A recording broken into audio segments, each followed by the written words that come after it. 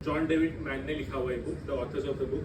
They have wrote 3 series of the book. First series, the series which I am reading right now, and then they have wrote a series of Go Giver Sell More, and then the Go Giver Leader.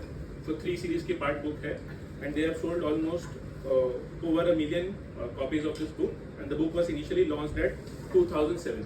But जो इसके concepts है book के, the reason why I chose the book is because it resonates with what I believe in, and it is something that we all should live by as business owners for our own business and even us as normal persons as well. ये book को पढ़ने के बाद में बहुत सारे लोगों ने they came up front and they shared their experiences that how this book has helped them to change their lives in terms of their businesses, in terms of their parenthood and even in terms of their marriages as well. Because जो books के concept है उन्होंने उनको practice किया on their daily lifes. तो इससे अपन को ये तो समझ में आ गया कि बुक में कुछ बहुत ही बड़ा कुछ तो कॉन्सेप्ट है या कुछ तो ऐसा जादू टोना बताया हुआ है कि जिससे लोगों की जिंदगी बदल या बिजनेस बढ़ गए या कुछ है. But the laws of the books are very very simple. जो हम कुछ लोग ऑलरेडी हमको पता ही है और हम उस तरीके से लिव बाय करते हैं. But the story of the book goes by a person. उसके पॉइंट ऑफ व्यू से पूरी एक स्टोरी बनाई है and how he learns this loss. उस पर्सन से हम बहुत सारे रेजोनेट कर सकते हैं बिकॉज कहीं ना कहीं उसका जैसा पॉइंट ऑफ व्यू थिंकिंग था एग्जैक्टली काइंड आज शायद तक हम लोग सबका भी थिंकिंग उसी पर्सन जैसा होगा. So the book starts with a person a guy name जो. तो जो भाई जो है हमारे तो जो भाई यूएस में एक बड़ी कंपनी में सेल्स में काम करते हैं इन इन्वेस्टमेंट मैनेजमेंट कंपनी. ठीक है. तो उसमें क्या होता है कि लास्ट 2 क्वार्टर से उसने अपना टारगेट मीट नहीं किया तो बहुत फ्रस्ट्रेट हो रहा है. अभी थर्ड क्वार्टर स्टार्ट होने वाला है. तो अभी अपन समझ सकते हैं कि सेल्स में है और 2 क्वार्टर मिस कर जाए टारगेट, तीसरा क्वार्टर में तो वो तो आग में लग गया. तो वो बहुत टेंशन में होता है. उसके पास में एक बहुत बड़ा अकाउंट आता है. उस अकाउंट को वो टर्म देता है the big kahuna, which is in terms of like a very big deal, जो बहुत ही उस फर्म के लिए बहुत बड़ा डील है. एंड जो भाई को पता है कि अगर मैंने ये डील क्लोज कर दिया तो मेरा तो क्वार्टर का भी टारगेट सेट और मैं तो कंपनी में भी बेस्ट सेल्स पर्सन बन जाऊंगा. तो he puts a lot of pressure in closing this target. But what happens is that कि उस जो अकाउंट जिसको क्लोज करना चाहता था वो कंपनी को जिससे वो इन्वेस्टमेंट्स लेना चाहते थे उस कंपनी से उसको पता चलता है by someone internally in the decision making community. तो उन्होंने ये बता दिया कि शायद तो जो तेरे को ये अकाउंट नहीं मिल पाएगा बिकॉज तुम्हारी कंपनी के पास में उतना बड़ा अच्छा नेटवर्क नहीं है, तुम्हारे क्लाइंट बेस उतने बड़े नहीं है. तो भले तुम्हारा काम भले अच्छा हो बट क्रेडिबिलिटी मार्केट में थोड़ी कम है. अगर तुम्हारे पास कोई अच्छे रेफरेंस है या बड़े बड़े रेफरेंसेस होंगे तो maybe we can consider, but otherwise शायद तक तुमको ये डील मिल नहीं पाएगी. तो इनसाइडर पर्सन टोल्ड. अब जो की तो क्या हो गई, जो का 2 क्वार्टर मीट नहीं हुआ, तीसरा क्वार्टर है टारगेट का. अब जो भाई की तो फट गई. अब क्या करेंगे. सो जो भाई इज इन फुल टेंशन कि क्या करूँ. He is thinking about this and that and this and that.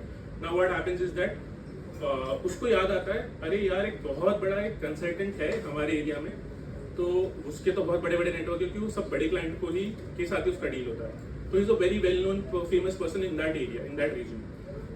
उस पर्सन का नाम होता है पिंडार. पिंडार उसको नॉर्मली लोग चेयरमैन की तरह एक टर्म था उसका चेयरमैन. सो जो भाई को याद आता है कि एक काम करता हूँ मैं यार पिंडार भाई को अप्रोच करता हूँ. पिंडार भाई के अगर मेरा कनेक्शन हो गया तो I can tell the client कि यार डू यू नो हम पिंडार भाई को भी मैनेज करते हैं या उसका नेटवर्क मुझे कहीं पे काम आ सकता है. सो जो थोड़ा कनिंगली क्या करता है वो पिंडार भाई का उसका कोई डायरेक्ट कनेक्शन नहीं है कि he can reach out and get a meeting और सो. तो ऑफिस में सबको पूछता है अरे यार कौन मेरे को कनेक्ट करा सकता है, कौन कनेक्ट कर सकता है. तो वो बताते हैं कि एक भाई है अपने ऑफिस में एक और सेल्स पर्सन है तो he is good connected with that Pindar. तो he can may be introduce with him. अब वो जो दूसरा बंदा होता है उसका नाम गस होता है. तो गस को जो पसंद नहीं करता है उसको ऐसा लगता है यार ये वो सेल्स पर्सन है यार इसका कुछ काम होता है इस पूरे कंपनी में से इसीलिए है सालों से क्योंकि भाई आगे कुछ अच्छा काम किया होगा और थोड़ा मैनेजमेंट का थोड़ा राइट हैंड होगा इसीलिए वो टिका हुआ है. So it does not respect him much. But क्योंकि उसको एक फेवर चाहिए था जो भाई को, तो जो भाई ने गस भाई को पूछा कि गस भाई यार आप मुझे पिंडार से कनेक्ट करा सकते हो क्या. तो गस भाई ने उसको पता है, गस को पता है कि जो does not like me because he does not respect me on any ways.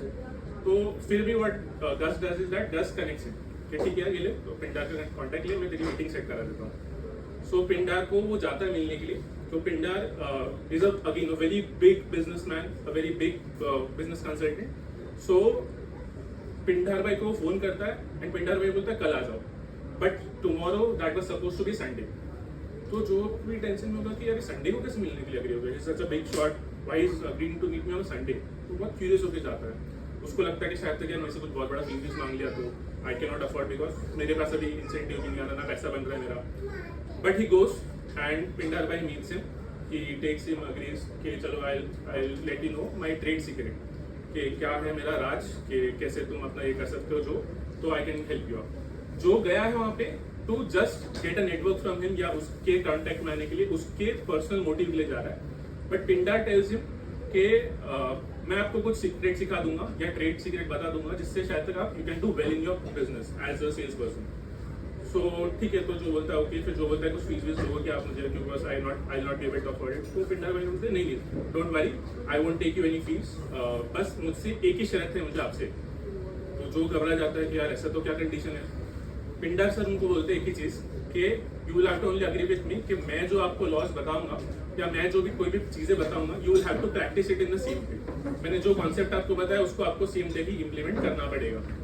तो जो बोलता है हाँ ठीक है, उसमें तो क्या हुआ, आई एग्री, ठीक है.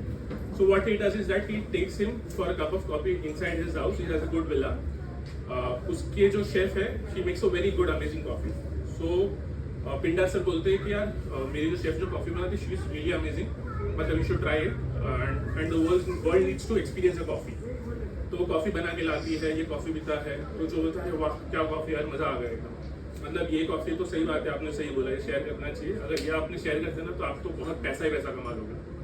तो तब पिंडार भाई बोलते हैं कि see this is the difference where you are right now and where you want to B.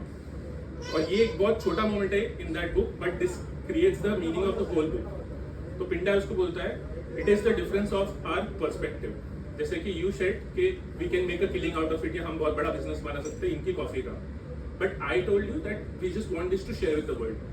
मेरा कोई मोटिव ये नहीं है कि इनका शेफ का जो कॉफी का ब्रांड बने तो उससे मुझे बहुत सारा पैसा मिले सर, बट आई वांट कि ये खुद जाए अपना अभी खुद का बिजनेस स्टार्ट करे, that she does well. So that is the difference between perspective that you see for opportunities but rather than seeing और हेल्पिंग पीपल. तो जो थोड़ा हो जाता है कि ठीक है चलो यार बिलियनर है या बहुत अमीर आदमी है तो ठीक है, तो वो ऐसे बात कर सकता है. But then what happens, then वो बोलता है कि ठीक है I correct you, I teach you few laws that will help you in your personal life and in business as well. तो वो उसको 5 लॉस सिखाने के लिए अग्री करता है. पर वो बोलता है कि मेरा जो सीक्रेट है, जो मेरा ट्रेड सीक्रेट है, that is only one word. My trade secret is only one word. तो जो बोलता है यार कुछ तो बहुत बढ़िया वर्ड होगा, कि मतलब क्या फॉर्मूला उसका सक्सेस का. एंड बाय हिज शॉकनेस उसने जो वर्ड बोला, the word was simple, the word was giving. That was his trade secret, giving. And जो शॉक हो जाता है, बोले क्या बात कर रहा है यार, इतना बड़ा कंसल्टेंट है ऐसा ऐसा, और ये क्या बोल रहा है कि इसका ट्रेड सीक्रेट क्या, गिविंग. तो जो फिर थोड़ा सोचता है, डबल माइंडेड हो जाता है, क्या सही में मुझे करना चाहिए यार, ये ऐसी ऐसी बातें कर रहा है. बट जो agrees to give it a shot. So what does he do that, Pindar कहता है, पिंडार बोलता है कि मेरे 5 लॉज है, मैं हर एक दिन तुमको एक एक बंदे से मिलाऊंगा जो उस लॉ में एक्सपर्ट है. तो इसने सोचा लॉ होगा, गिविंग में खाली नाम होगा, खाली ऐसे मार्केटिंग करने के लिए, मतलब लॉ तो एकदम जोरदार होगा, बड़ा बड़ा लॉ होगा, मतलब बिजनेस एकदम हिला देगा. तो वो थोड़ा एक्साइटमेंट में जाता है and then he meets the first guy जो उसको फर्स्ट लॉ सिखाता है. And the first law is, ये 5 लॉज है, this are the main principles of his book. The first law is the law of value. Give more in value than you take in payment. Give more in value than you take in payment. तो जब उसको ये सुनाया गया तो ये तो shock हो गया, ये कैसी बात है, मतलब give more value than you take in payment. So उनको वो फर्स्ट जो बंदा है उसको समझाता है कि भले हम अगर सर्विस किसी की ले कुछ कम प्राइस में, बट हमको उसको ज्यादा से ज्यादा वैल्यू देना है. तो ये मेरे कुछ लोगों को डिफरेंस मिल गया जिसको मैंने टारगेट किया. बट ठीक है कि आप भले कम पैसा चार्ज करो बट आप उसको ओवर डिलीवर करो, कि you give more value than you take in payment. तो उसने बोला ठीक है चलो फेयर इनफ, कुछ ज्यादा मेरा क्या नुकसान जा रहा है, मैं तो सेल्स पर्सन नहीं होता, राइट. फिर सेकंड लॉ के लिए वो दूसरे बंदे पे जाता है, सेकंड डे जाता है, दूसरे बंदे पे जाता है, वो उसको सेकंड लॉ सिखाता है. Second law is law of compensation. Your income depends on how many people you serve and how well. तो सेकंड वाला बंदा उसको ये समझाता है वैल्यू तो ऐड करना ही करना है, but your income will depend on how much people you help और how much people you serve. तो ऐसा नहीं है कि एक जन को हम वैल्यू कर रहे हैं, 1 to 1 सबको वैल्यू कर रहे हैं. जितना आप स्केल करोगे, जितना ज्यादा लोगों को हेल्प कर सकते हो, उतनी ही आपकी इनकम बढ़ेगी. तो उसको तभी भी लॉजिक समझ में नहीं आया. बोला ठीक है यार होगा, ये बिजनेस गुरु लोग है, ये सब बड़े लोगों का इनका फंडा कुछ अलग होगा। फिर थर्ड दिन वो थर्ड इंसान को मिलता है, थर्ड इंसान उसको बताता है the law of influence, put others interest first and your interest will be always be taken care of. कि हमारी जो भी इंटरेस्ट है when we are in two parties discussion, हमेशा सामने वाले की इंटरेस्ट पहले रखो रादर देन अपनी खुद की इंटरेस्ट पहले। जैसे कि नॉर्मल एक कोई कन्वर्सेशन होता है तो ये हमारे सबके साथ होता है। व्हाट ओके, सो नॉर्मली सब कुछ, तो I will just wrap up the loss. दो ही लॉ है, तो नॉर्मली वही है इन्फ्लुएंस के अंदर में व्हेन समबडी सेज दैट कि मैं ये करके आया या मैंने ये एडवेंचर किया या ऐसा कुछ किया, तो नॉर्मली हम क्या बोलते हैं, हम उसके एडवेंचर के बारे में जानना नहीं चाहते, हम क्या बोलते हैं, अरे यार मैंने भी ये किया था उधर, मैं भी गोवा में जब गया था तो मैंने भी ये किया था, right. So it is more of first you take someone else interest first, maybe in terms of discussion, maybe in terms of values और एवरीथिंग, उनकी पहले करो और उनकी अगर आप इंटरेस्ट फॉलो करोगे तो आपका खुद का होगा ही होगा। And then law of authenticity, the most valuable thing you can offer is yourself to be real, कि हमेशा be the real self with the person that you are dealing, तो उसको आपका रॉ नेचर अगर पता चलेगा तो वो आपसे अच्छे से कनेक्ट कर पाएगा। And fifth law which is the most important law of all, जो भी ये चार लॉ फॉलो करता है, फिफ्थ लॉ हमेशा मिस करता है। The fifth law is law of receptivity, के to give well you also have to be accepting to get from others. क्योंकि क्या होता है, हम लोगों को देने में जाते हैं, तो हमको कोई कुछ फेवर करने आता है, हम बोलते नहीं यार मत कर यार, मत कर, चलेगा। तो उसका पॉइंट ये है कि why are you taking the joy of someone else of giving, आप भी एक्सेप्ट करने के लिए हमेशा सीखो। तो ये है, and just one more minute I day and I close it up. तो नॉर्मली फिर क्या होता है स्टोरी में कि वो जो याद है वो बड़ा अकाउंट था उसका, जो उसका डील क्लोज होने वाला था, भले इसने इतना सब लॉ सीखा, एक हफ्ता हुआ, वो तो सोचा जिंदगी बदल जाएगी, बट क्या हुआ अगले हफ्ते उसको मंडे को पता चलता है कि वो जो डील है वो एक कॉम्पिटिटर एक को क्लोज हो गया, मतलब कोई ए उसका कॉम्पिटिटर था, दूसरा कॉम्पिटिटर, उसने उसका डील क्लोज कर दिया। तो ये तो बहुत दुखी हो गया, अरे तो यार इतना सब मैंने बिजनेस गुरु से फंडा सीखा 5 लॉ, मैंने थोड़ा बहुत प्रैक्टिस भी किया और कुछ हुआ ही नहीं यार, तो ही थोड़ा सा वो मायूस उदास हो गया।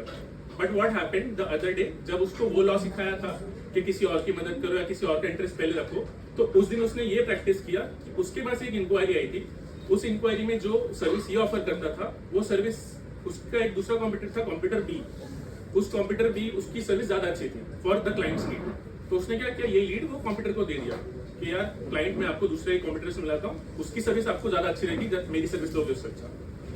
तो क्या हो गया कि दूसरे दिन व्हाट हैपेंड कि कॉम्पिटिटर बी के पास में एक लीड आया, तो उसने इसको पास ऑन किया and that turned out to be more bigger deal than his big kahuna, क्योंकि उसने कभी एक्सपेक्ट ही नहीं किया था। वो तो उदास था कि मेरा क्वार्टर का टारगेट खत्म हो गया, कि अब तो मैं वापस फायर वायर हो जाऊंगा, बट आउट ऑफ समवेयर अचानक ये क्लाइंट आया and he got that deal, जो उससे बहुत बड़ा डील था, and then again happy ending. So that's all it and over it. Just one thing I add, that is कि माई लर्निंग्स ऑफ इट या व्हाट कैन वी इम्प्लीमेंट। एक बहुत छोटा चीज बोलूंगा, मेरे खुद का तो ठीक है वो सब चीजें, बट इसका best example of first law is startup Vapi, because if you understand, if you सीख के हम शायद तक जो आज जो मेंबरशिप फीस देते होंगे या जो भी चीज देते होंगे, आज हमको स्टार्टअप वापी प्रोसेस पाया करती है, भाई सब लोग वही ट्राई करते हैं कि यार अपन मोर से ज्यादा चीजें पे, ज्यादा से ज्यादा इवेंट्स करें, ज्यादा से ज्यादा वैल्यू एडिशन करें। So the living example of this is startup Vapi itself, and that's it from my and. Thank you.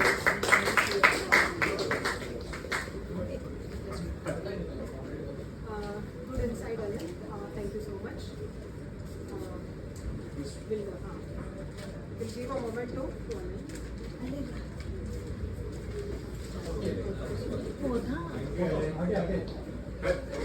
हाँ, लॉ ऑफ गिविंग। तो तुम टेकिंग कर रहे हो भाई।